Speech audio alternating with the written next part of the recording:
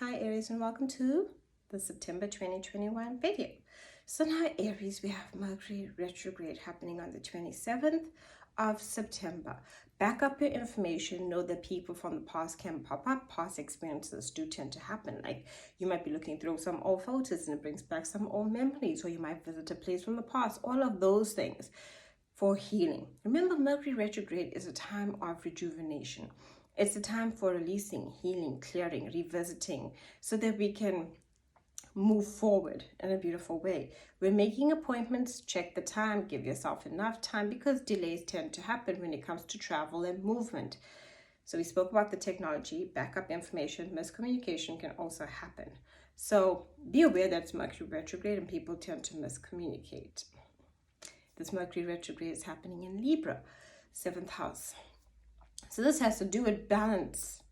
Balance is so important when it comes to Libra. How much we give to others, how much we give to ourselves. What do you need to release from your relationships, especially in order to grow as a person? What do you need to connect to? So know that. On the 6th, 7th, we have a new moon happening in your 6th house. This is about work, health, and routine. So a lot has been happening for you, Aries. Make sure that you are sleeping well, eating well, resting. It's finding that balance once again between how much of work we put in, how much of rest we take. Rejuvenation is so important.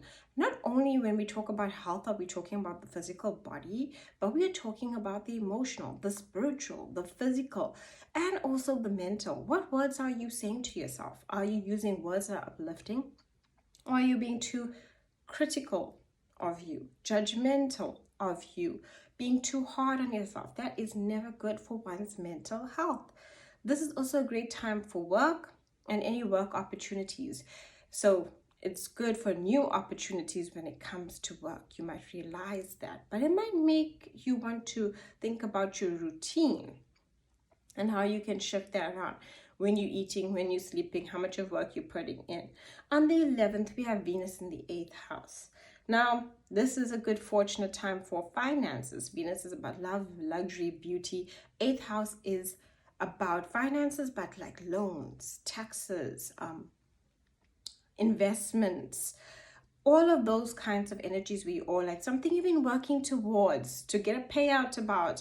This is good for that, or maybe thinking of a way to boost your income in some way. The 8th house is very good. Remember, 8th house rules other people's money. So even this could be a partner's money if you're married or in a relationship where it affects you. So anything like that. 8th house is very good for intimacy and being vulnerable. Venus is about love. It's about passion. And the 8th house rules intimacy. So intimacy and passion go hand in hand. Good for spiritual aspects as well. So anything to do with, spiritual healing, understanding yourself, taking a trip in nature, grounding, crystals, all of those things. On the 15th, we have Mars moving into your 7th house. Mars is the planet of action, yes, but it's also, if we look at Mars in myths, it's the god of war in the 7th house. So here you might need to take a bold and take more action when it comes to your relationships.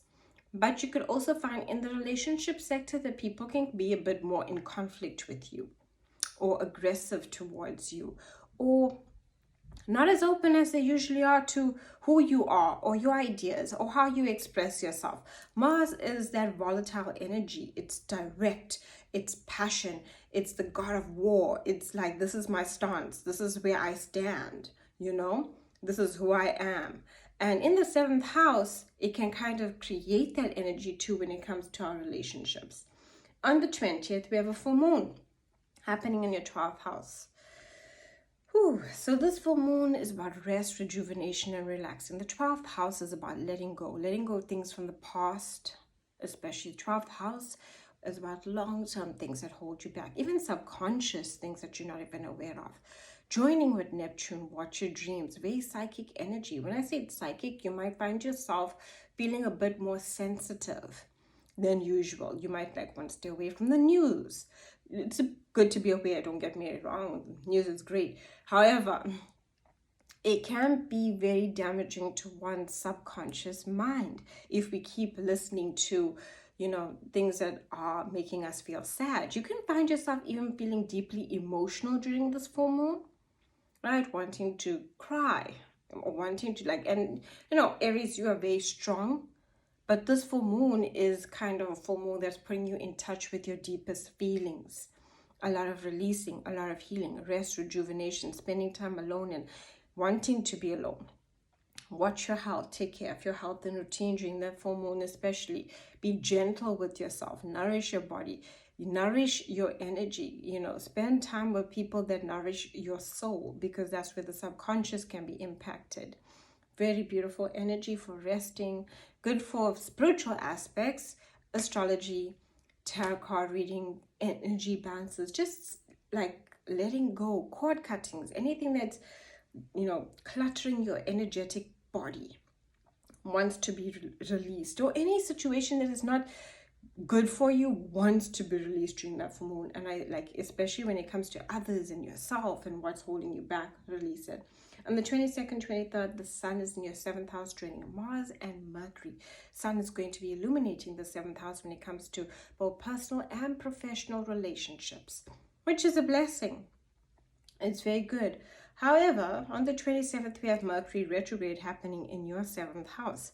So this is where exes, people from the past, relationships from the past can happen. We spoke about the technology, so back up all your information.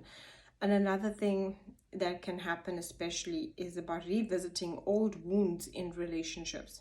Professionally, like when it comes to work, it can happen where sometimes in a relationship, and we are in a relationship with the people that we work with, and sometimes we can feel taken advantage of.